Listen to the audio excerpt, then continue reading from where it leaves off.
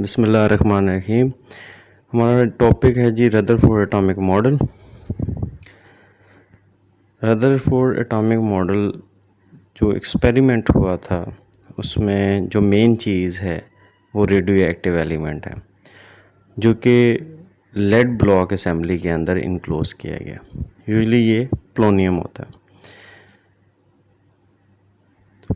Radio active element जो है वो अल्फ़ा रेज इजेक्ट करेगा। एक्सपेरिमेंट का जो सेकंड हिस्सा है वो आपके पास गोल्ड फॉयल है। एक थिन गोल्ड फॉयल होगी जिसमें से अल्फ़ा रेस को गुजारा जाएगा। थर्ड इज़ फोटोग्राफिक प्लेट, या फिर आप जिंक सल्फाइड कोटेड फिल्म रखेंगे जिसके ऊपर पार्टिकल्स जो हैं after passing through gold foil आके टकराएंगे।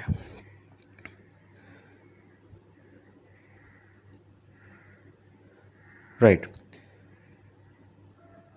अल्फ़ा रेज निकले from the radio active element. Alpha particles basically क्या होती हैं, ये हीलियम न्यूक्लियाई हैं। गोल्ड फॉयल में से गुजरते हुए कुछ रेज, जो ज़्यादातर रेज हैं वो स्ट्रेट हिट होती हैं फोटोग्राफिक प्लेट और कुछ डाइवर्ट होती हैं। तो ये ऑब्जर्वेशन थी। रदरफोर्ड एटॉमिक मॉडल जो है वो एक एज अ टॉपिक पूरा डिस्कस किया गया है इस वीडियो के अंदर, जिसका लिंक भी नीचे मौजूद है। तो यहाँ पे हम सरसरी से इसको हमने देखा। बोहर एटॉमिक मॉडल इन 1913 नील बोहर जो है वो हाइड्रोजन का एक प्लानिटरी मॉडल जो है देता है जिसको बोहर एटॉमिक मॉडल कहा जाता है।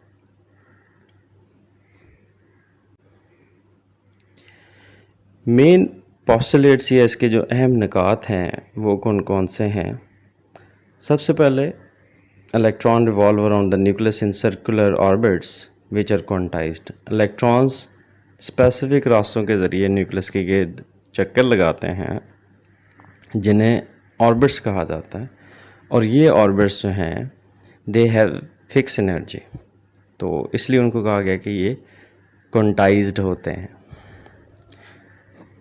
Second, as long as electron remain in an orbit, its energy remain same. जब तक एक इलेक्ट्रॉन एक ऑर्बिट के अंदर रहेगा उसकी एनर्जी में कोई चेंज नहीं आएगा, उसकी एनर्जी फिक्स रहेगी। Number third, when it absorbs energy, electron jump to higher energy level. कब इलेक्ट्रॉन अपना ऑर्बिट छोड़ेगा और हायर ऑर्बिट में जाएगा, जब उसको एनर्जी मिलेगी। एनर्जी मिलने के ऊपर इलेक्ट्रॉन एक्साइट होगा, लोअर ऑर्बिट से हायर ऑर्बिट में जंप करेगा। इस प्रोसेस को एक्साइटेशन ऑफ इलेक्ट्रॉन कहा जाता है। When an electron release energy, it falls to the lower energy level, that is called de-excitation. जब एक इलेक्ट्रॉन अपनी एनर्जी लॉस करता है, निकालता है, तो वो ऊपर से निचले ऑर्बिट में आ गिरता है, इसको de-excitation कहा जाता है। Point 5, electron revolve around the nucleus where its angular momentum is mvr is equal to nh over 2 pi. mvr is the angular momentum, n is the principal quantum number जो कि shell को जाहिर करता है, h Planck's constant है divided by 2 pi. यानी electron सिर्फ उन ऑर्बिट के ज़रिए न्यूक्लियस के गिर्द रिवॉल्व करते हैं जहाँ पे उनका एंगुलर मोमेंटम NH ओवर 2 पाई के बराबर है। मोमेंटम क्या है? जब आप एक मैस को point A to B move करते हैं विद वेलोसिटी v, तो जो मैस एंड वेलोसिटी का प्रोडक्ट है दैट इज़ कॉल्ड मोमेंटम।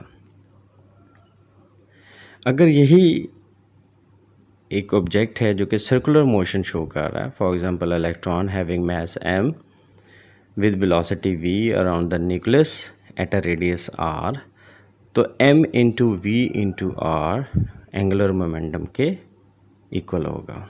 ठीक है, तो लीनियर मोमेंटम है, और सेकंड जो है वो ऑब्जेक्ट्स जो कि सर्कुलर मोशन शो करते हैं, दे show angular momentum. Electronic configuration या इलेक्ट्रॉनिक तरतीब, the arrangement of electrons around the nucleus in shells and subshells is called electronic configuration। यानी न्यूक्लियस के गिर्द इलेक्ट्रॉन्स की शेल्स और सबशेल्स या ऑर्बिटल्स में जो तरतीब है वो इलेक्ट्रॉनिक कॉन्फ़िगरेशन कहलाती है। What are shells? The electron orbits around the nucleus at different ranges called shells। यानी वो मखसूस रास्ते हैं जिनके ज़रिए न्यूक्लियस के गिर्द इलेक्ट्रॉन चक्कर लगाता है, रिवॉल्व करता है, वो शेल्स कहलाते हैं। And it is represented by N, इसको एन से ज़ाहिर किया जाता है। अगर एन की वैल्यू 1 है तो आपके पास शेल नंबर 1 जिसको के शेल कहा जाएगा। It is the collection of sub shells. Shell जो है वो बहुत सारे सब शेल्स पर मुश्तमिल होता है। फॉर एग्ज़ाम्पल जैसे कि सेकंड शेल है आपके पास, that is the L shell, तो ये दो सब शेल्स पर मुश्तमिल होगा, S and P. What is the sub shell? This is the pathway followed by the electron within a shell. ये वो रास्ता है, ये वो पाथवे है जो कि एक electron within a shell, एक शेल के अंदर ही हासिल करता है या इख्तियार करता है, वो सब शेल कहलाता है। These are S, P, D and F.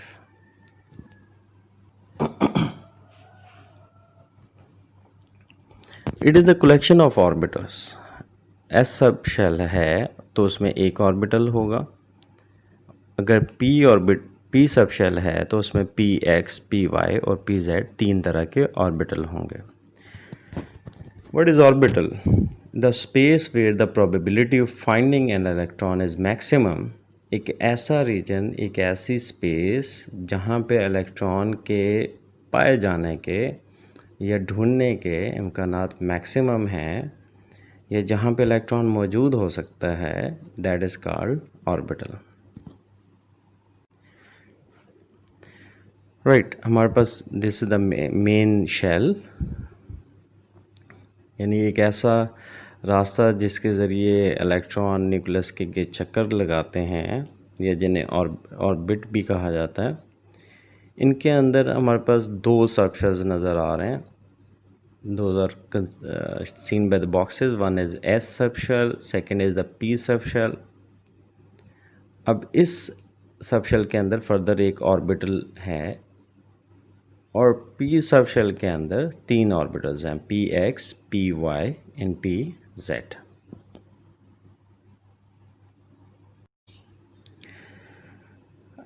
पहले 18 एलिमेंट्स जो हैं उनकी हमने इलेक्ट्रॉनिक कॉन्फ़िगरेशन देखती हैं कि किस तरीके से इलेक्ट्रॉन्स अरेंज होते हैं।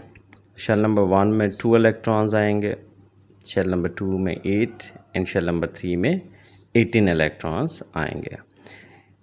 एक शेल के अंदर इलेक्ट्रॉन्स की तादाद के लिए एक फार्मूला इस्तेमाल होता है, that is 2 into n 2 n 2।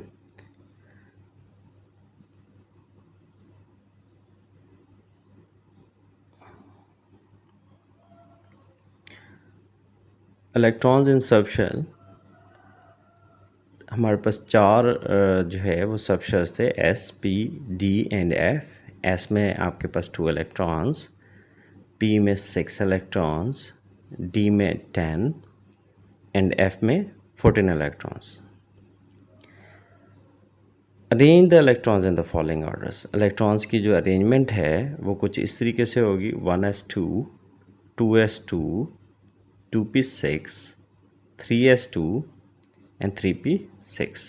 तो फर्स्ट जो 18 आपके पास इलेक्ट्रॉन्स हैं वो इस तरीके से तरतीब पाएंगे।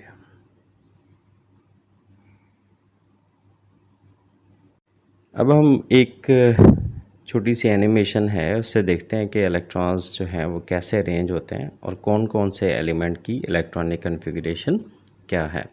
ये हमारे पास शेल्स, सब शेल्स और ऑर्बिटल्स की तरतीब। 1s सबसे पहले फिल होगा अकॉर्डिंग टू ऑफ बाउ प्रिंसिपल। ये इलेक्ट्रॉन 1s में गया, तो इसके इलेक्ट्रॉनिक कन्फिग्रेशन 1s1 और ये एलिमेंट होगा आपके पास हाइड्रोजन। सेकेंड इलेक्ट्रॉन भी 1s में जाएगा, तो इलेक्ट्रॉनिक कन्फिग्रेशन हुई आपके पास 1s2, ये एलिमेंट होगा हीलियम। थर्ड इलेक्ट्रॉन जाएगा 2s में, यानी 2s1, तो ये आपके पास एलिमेंट होगा लिथियम। फोर्थ इलेक्ट्रॉन भी 2s में जाएगा, तो 1s2 and 2s2 electronic configuration होगी बेरिलियम की। फिफ्थ इलेक्ट्रॉन जाएगा 2p में, और 2p के px ऑर्बिटल जो है उसमें, तो ये होगा बोरॉन। नेक्स्ट एलिमेंट भी 2p में जाएगा और ये 2p z में जाएगा, तो ये आपके पास एलिमेंट होगा कार्बन। थर्ड एलिमेंट भी 2p में जाएगा, यानी 1s2, 2s2 एंड 2p3, ये एलिमेंट आपके पास होगा नाइट्रोजन।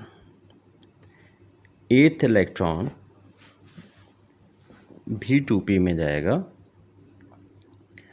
तो ये एलिमेंट होगा ऑक्सीजन। नाइन्थ इलेक्ट्रॉन भी 2p में जाएगा,